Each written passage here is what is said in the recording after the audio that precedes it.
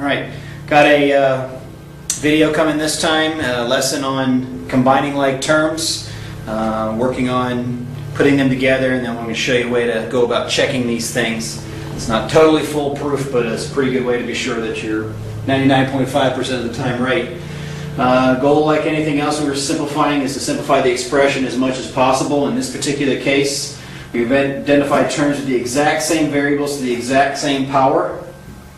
Then we add or subtract their coefficients, and then check it to make sure it's correct. Now I want to spend a real quick amount of time here dealing with what is a term and then dealing about what a coefficient is. So if I have the expression, that is an expression 3x, this thing by itself is a single term, and its coefficient is 3. That's the number that's out in front. If I change it to 3x squared, 3 is still the coefficient, and this thing is by itself as a term.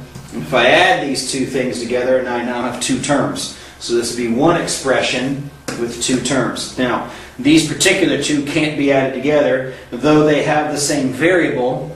They're not to the same power, and therefore they're not able to be added together. And we'll take a look at some examples in a second. So what we're looking for is number one, we're looking for the same variable, which we have, but they also have to be raised to the exact same power. This one is technically to the first power, this is the second, so these are not like terms, and they do not add together.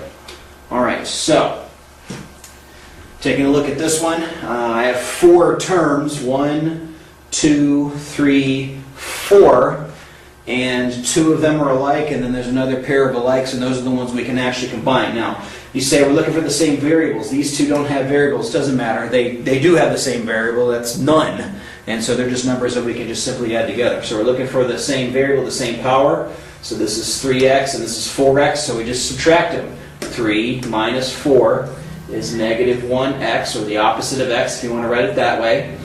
9 minus 11 is negative 2. Here's your answer. It's just that simple. All right.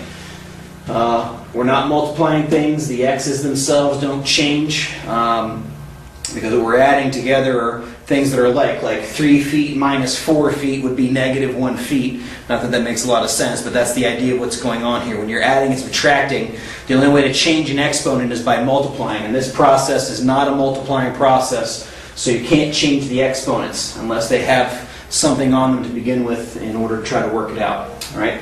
Now there is a way to check this, and what the deal here is this, is these are expressions, they both represent a number, they're supposed to represent the same number, therefore I don't know what x is, but any x that goes in should give me the same solution here or the same answer to both of these expressions. Now this is a tough thing for a lot of students to understand.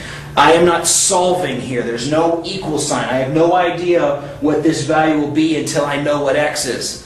But the point is, and that's what simplifying is that this thing is the same as this, so that whatever x value there actually is, that x value goes in, and it would give me the same solution here as it would give me here. So what that means is I can randomly pick an x to plug in and see if they're the same. Not that that x is the answer, not that that x is the solution. It's just one to test it and see, well, do these two turn out to be the same? Okay. My favorite number to plug in is 3. Avoid 0. 0 makes a lot of things in math easy. 0 is your best mathematical friend. Avoid 1s because they have a lot of properties that end up getting hidden. 2 have a few, and then 3 kind of gets outside of those properties.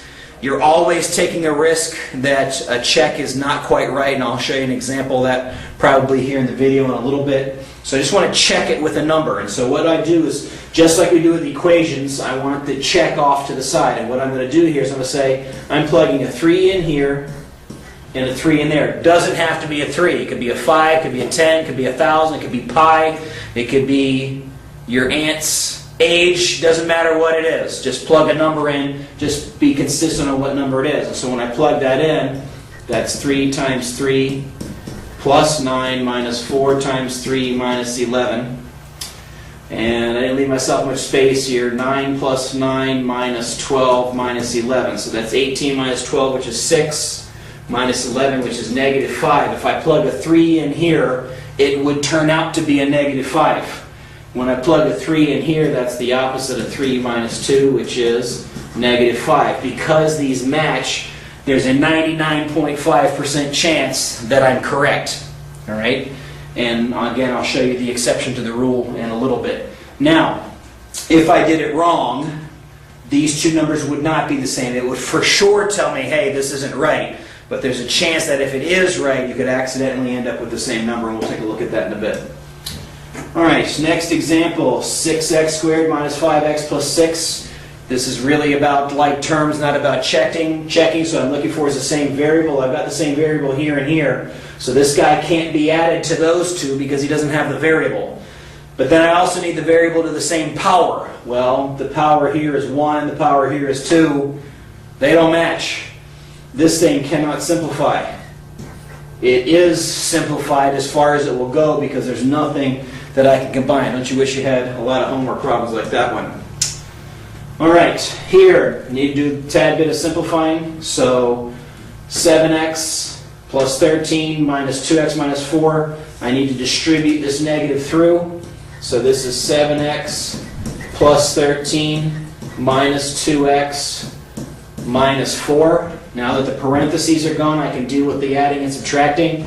So these two have x's. 7 minus 2 is 5x. 13 minus 4 is positive 9. That's my end because those two can't go together. So now I'm going to check just for the sake of doing it. Let's plug a 4 in here and a 4 in here because I can pick any number I want to make this check and just see, does this expression give me the same values as that expression? So that's going to be 7 times 4 plus 13 minus 2 times 4 plus 4.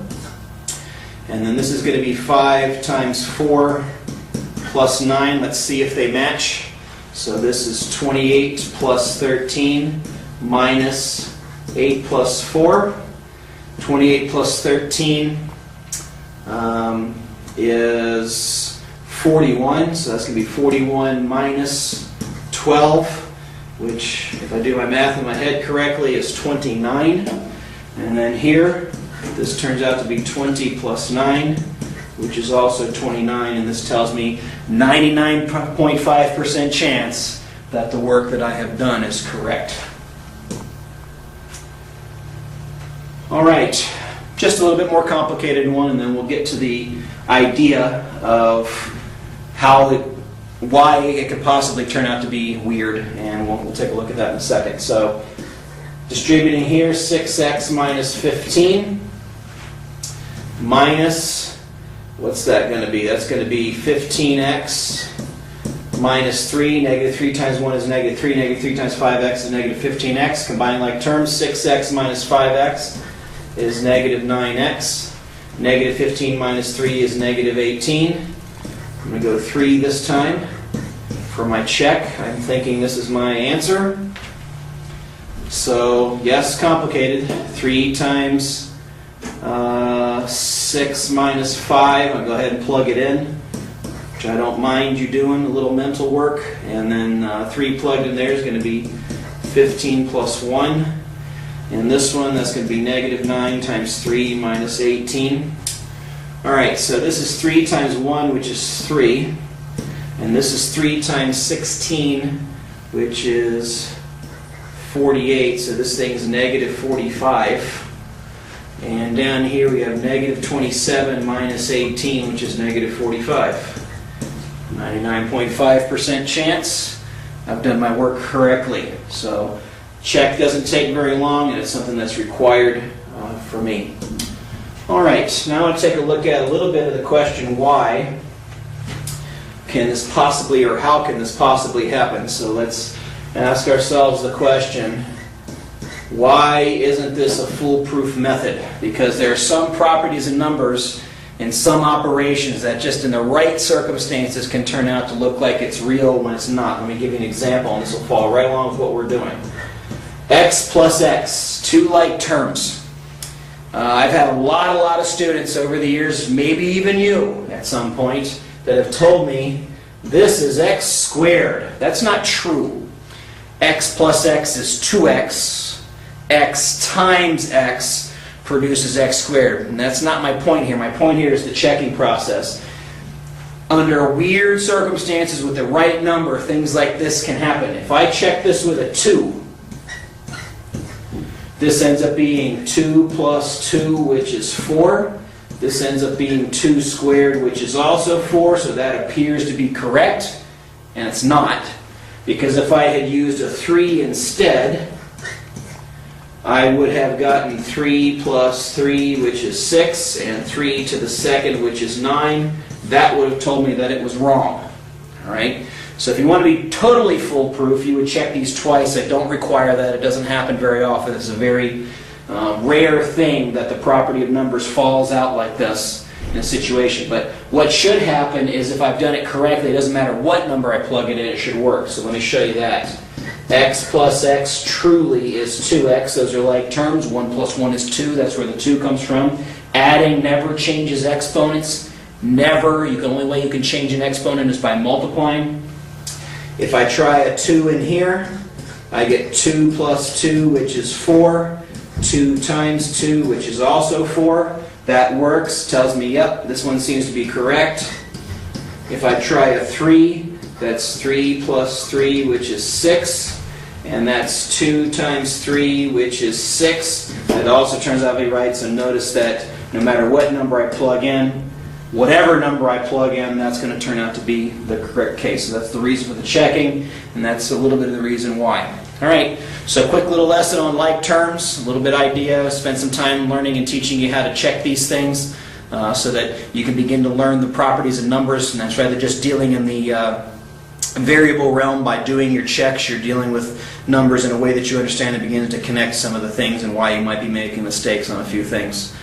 So that's it. Like terms, look for the same variable to the same power, add the coefficients, exponents don't change because we're not multiplying, we're only adding and subtracting. So until next time, see ya!